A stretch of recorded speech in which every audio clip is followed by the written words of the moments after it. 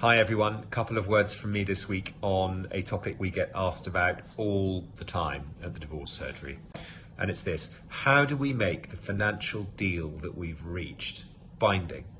And there are pretty obvious reasons why people would want their deal to be binding, having gone through the process of working out who's got what in financial terms and negotiating a settlement.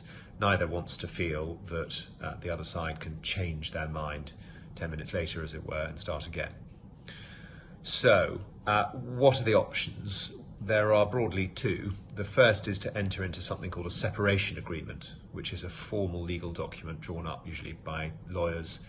But it's not completely watertight in that it's vulnerable to a relevant change of circumstance in the future, which might mean that the separation agreement that you reached in good faith is no longer fair, and that there ought to be some other outcome imposed. So it's not bad, but it's not perfect.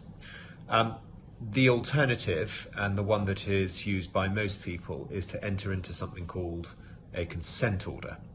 What happens with a consent order is that the terms of your deal are written up in formal legal language into a draft court order and sent into the family court for a judge to look at.